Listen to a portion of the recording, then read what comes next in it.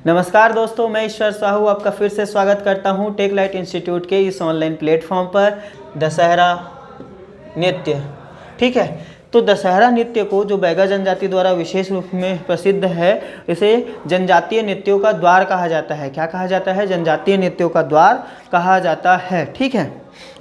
इसे जनजातीय नृत्यों का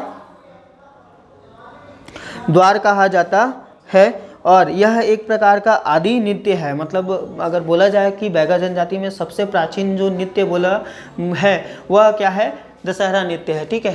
तो दो चीज़ें याद रखो, बैगा जनजाति का आदि नृत्य, बैगा जनजाति का आदि नृत्य मतलब पुराना नृत्य है, आदि नृत्य।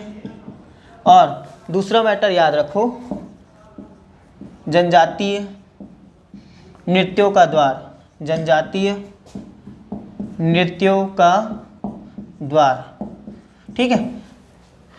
ओके, तो यह हो गया बैगा जनजाति में प्रचलित नृत्य। अब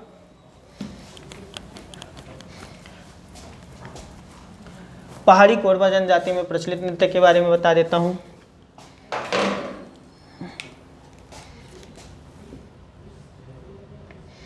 पहाड़ी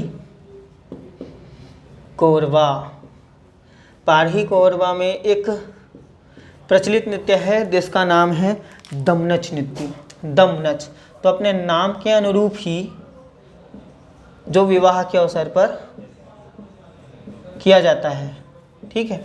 तो पहाड़ी कोरवा द्वारा एक प्रसिद्ध नृत्य किया जाता है जिसका नाम है दमनच नृत्य, जो विवाह के अवसर पर किया जाता है। ये मतलब बहुत ही खतरनाक नृत्य होता है, ऐसा बोलते हैं। तो खतरनाक नृत्यों में शामिल होता है कौन सा? दमनच नृत्य, ठीक है। दमनच नृत्य जो कि पहाड़ी कोरवा जनजाति द्वारा किया जाता है,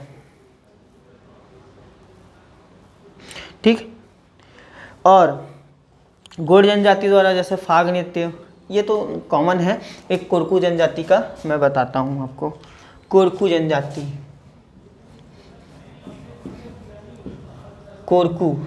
कोरकू जनजाति द्वारा दो प्रकार के प्रमुख नृत्य किए जाते हैं। तीन प्रकार के होते हैं, तीसरा मैं बाद में बताऊंगा। थाप्टी और ढांढल, थाप्थी और ढांढल नामक दो नृत्य किए जाते हैं। यह दोनों किसी भी अवसर में किए जा सकते हैं। बस इसका जो टाइम है वो लिख देता हूँ। एक बैसाख, थाप्टी नृत्य बैसाख के महीने में, और ढांढल नृत्य जेठ या आषाढ़ के अवसर पर किया जाता है, ठीक है। और दोनों कृषि से संबंधित हैं, कृषि से संबंधित हैं, ठीक। और एक और है कंवर जनजाति। कंवर जनजाति, तो कंवर जनजाति का नृत्य आप कभी नहीं भूलोगे, ठीक है। वो आपको हमेशा याद रहेगा, क्योंकि कंवर जनजाति द्वारा नृत्य किया जाता है। उस नृत्य को बोला जाता है बार नृत्य। क्या कहा जाता है दोस्तों? बार नृत्य, बार नृत्य, है ना। आप सिंपल से याद रखो, एक कॉन्सेप्ट है कि कुंवारे लोग बार जाते हैं, ठीक। ये आप याद रख सकते हो, कुंवारे लोग बार जाते हैं, तो वो क्या हो गया? बार नृत्य। अब मैं मुड़िया जनजाति में प्रचलित नृत्यों के बारे में आपको बता रहा हूँ, ठीक है। मुड़िया जनजाति में बहुत सारे नृत्य हैं दोस्तों, ठीक है। और इसी जनजाति में प्रचलित जो नृत्य हैं उनको ज़्यादा पूछा जाता है, ठीक। तो ध्यान से देखते चलिए। मुड़िया जनजाति,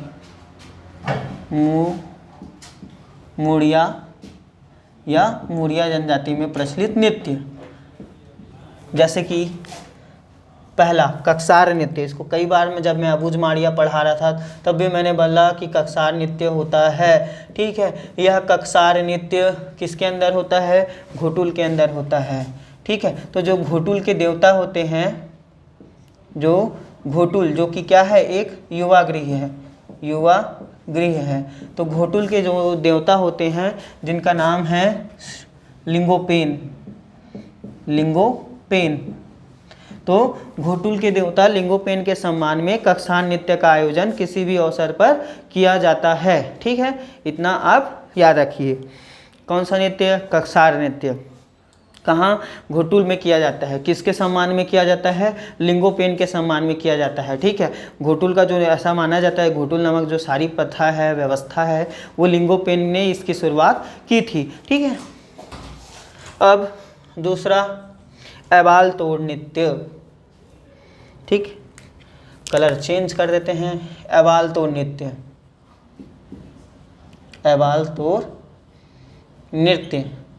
तो जो ये एबाल तोड़ नृत्य है दोस्तों, वो ठीक है, जब मड़ई निकलता है, ठीक, तो मड़ई के अवसर पर एबाल तोड़ नृत्य किया जाता है। मड़ई के अवसर पर, मड़ई के अवसर पर एबाल तोड़ नृत्य किया जाता है। और उसमें किन देवता के सम्मान में एबाल तोड़ नृत्य किया जाता है, अंगादेव के सम्मान में। किनके सम्मान में, अंगादेव, अंगादेव के सम्मान में एबाल तोड़ नृत्य किया जाता है। ठीक है दोस्तों, ओके।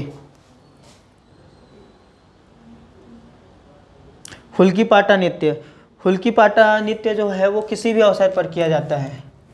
ठीक, हुल्की पाटा नृत्य, हुल्की पाटा नृत्य हो गया। ठीक, माओ पाटा नृत्य हो गया, माओ पाटा नृत्य हो गया। घोटुल पाटा नृत्य हो गया, घोटुल पाटा नृत्य हो गया। ठीक, तो हुल्की पाटा नृत्य, माओ पाटा नृत्य, हुल्की पाटा नृत्य, माओ पाटा नृत्य, ठीक है, और गेड़ी, हुल्की पाटा नृत्य, माओ पाटा नृत्य, मांदरी नृत्य, गेड़ी नृत्य, मांदरी नृत्य, मांदरी नृत्य और गेड़ी नृत्य, गेड़ी नृत्य। ठीक है, ये 7 प्रकार के नृत्यों के बारे में अभी आपको और बता रहा हूँ मैं। जैसे कि हुल्की पाटा नृत्य, यह किसी भी अवसर पर किया जाता है ना। मुड़िया जनजाति द्वारा किसी भी अवसर पर हुल्की पाटा नृत्य का आयोजन किया जाता है। हुल्की पाटा नृत्य का आयोजन किया जाता है। ठीक है, किसी भी अवसर पर हुल्की पाटा नृत्य का आयोजन, हुल्की पाटा नृत्य का आयोजन किया जाता है। माओ पाटा का नृत्य, माओ पाटा एक शिकारी नृत्य है। ठीक है, जब मुड़िया जनजाति द्वारा शिकार किया जाता है तो इसमें माओ पाटा नृत्य किया जाता है। शिकार करते करते जो डांस हो रहा है उसे क्या कहते हैं, माओ पाटा नृत्य कहते हैं। ठीक है, घोटुल पाटा नृत्य, यह मृत्यु के अवसर पर किया जाता है। यह नृत्य मुड़िया जनजाति द्वारा मृत्यु के अवसर पर घोटुल पाटा नृत्य किया जाता है, मृत्यु के अवसर पर किया जाता है। और इसमें राजा जोलांग साय की गाथा का गायन, राजा जोलांग साय की गाथा का गायन किया जाता है दोस्तों। ठीक है, राजा जोलांग साय की गाथा का गायन किया जाता है। ठीक है, मृत्यु के अवसर पर घोटुल पाटा किया जाता है, घोटुल पाटा नृत्य किया जाता है और राजा जोलांग साय की गाथा का उसमें गायन किया जाता है। ठीक है, मांदरी नृत्य, मांदरी नृत्य यह घोटुल का एक समूह नृत्य है। घोटुल का एक समूह नृत्य है, समूह नृत्य है। ठीक है, ये बहुत ही प्यारा नृत्य है जिसमें मांदर का जो है विशेष महत्व होता है। मैं इसको ऊपर अलग से बता रहा हूँ, मैं गेड़ी नृत्य पहले बता देता हूँ। ठीक है, नहीं इसी को कंटिन्यू कर देता हूँ, पहले मैं बता देता हूँ फिर मिटा दूंगा। घोटुल का एक समूह नृत्य है, इसमें जो पुरुष होते हैं एक विशेष प्रकार की वेशभूषा लेते हैं और मतलब क्या होते हैं, तैयार होते हैं। और पुरुष जो है इस मांदरी नृत्य को करने से पहले क्या करते हैं, अपने कमर पे घंटी बांधते हैं। ठीक है, पुरुष जो है अपने कमर पे घंटी बांधते हैं। महिलाओं द्वारा इस नृत्य को करते ही करते, जैसे पुरुष जो है वो क्या बजा रहा है, मांदर बजाते रहता है, किसमें, मांदरी नृत्य में। ठीक है, मांदर आप फोटो पे देख लेना, नेट पे सर्च मारना मिल जाएगा। एक बड़ा मतलब ये होता है, नंगाड़े टाइप का होता है बड़ा, जिसके दोनों तरफ हम थाप दे के बजा सकते हैं। मांदर बड़ा सा होता है। तो पुरुष जो है वो डांस करते करते मांदर बजाते रहता है। महिलाएं जो हैं वो चिटकुल बजाती हैं। क्या बजाती हैं, चिटकुल बजाती हैं। और जहाँ पुरुष जो है अपने कमर पे क्या बांधता है, घंटी बांधता है, तो महिलाएं जो हैं अपने कमर पे जैसे कि सुंदर कमरफुल आभूषण तो पहनती हैं, साथ ही साथ फूल और कौड़ियों से क्या करते हैं, कमरबंद बनाती हैं और उसको पहनती हैं। साथ ही एक विशेष प्रकार का इसमें जनजातीय मतलब श्रृंगार किया जाता है। तो मांदरी नृत्य का विशेष महत्व होता है, इसमें मांदर का विशेष महत्व होता है, मांदर का विशेष महत्व होता है, मांदर बजाया जाता है। ठीक है, यह घोटुल का एक समूह नृत्य है, मैंने बता दिया। ठीक, ये मांदरी नृत्य का विशेष महत्व है, मुड़िया जनजाति द्वारा किया जाता है, मुड़िया जनजाति द्वारा किया जाता है, ये आपको याद रखना है। ठीक है, गेड़ी नृत्य को दोस्तों, गेड़ी नृत्य को डिडोंग नृत्य भी कहते हैं। क्या कहते हैं, डिडोंग नृत्य। ठीक है, ये भी किसके द्वारा किया जाता है, माड़िया जनजाति के द्वारा किया जाता है। यह एक प्रकार का विशेष नृत्य है, जिसे बस ये याद रखिए कि डिडोंग नृत्य है। गेड़ी नृत्य किसके द्वारा किया जाता है, मुड़िया जनजाति के द्वारा किया जाता है। ठीक है, ओके, आप इसका एक बार स्क्रीनशॉट ले सकते हैं।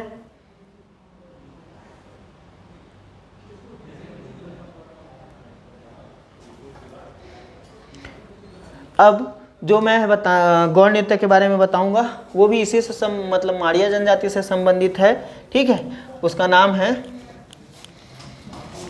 गौड़ नृत्य।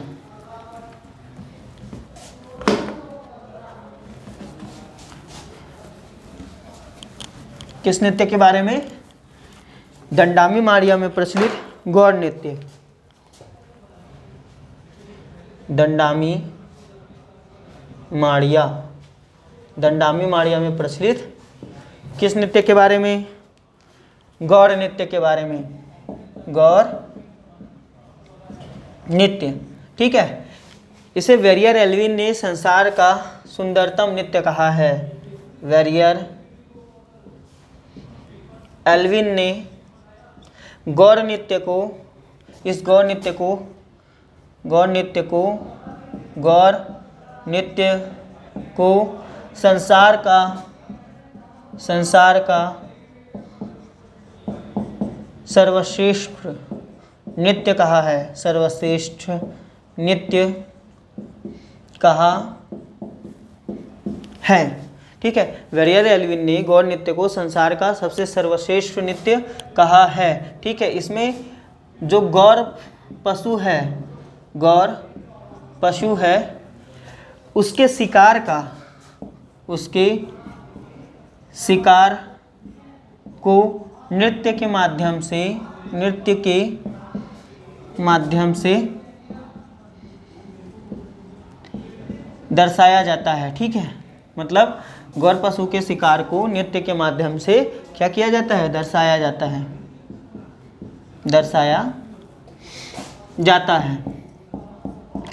इस नृत्य को करते समय, इस नृत्य को करते समय जो पुरुष है, जो पुरुष है वो कौड़ियों से सजी, कौड़ियों से सजी गौर पशु के सिंग को, गौर पशु के सिंग को धारण करते हैं, सिंग को धारण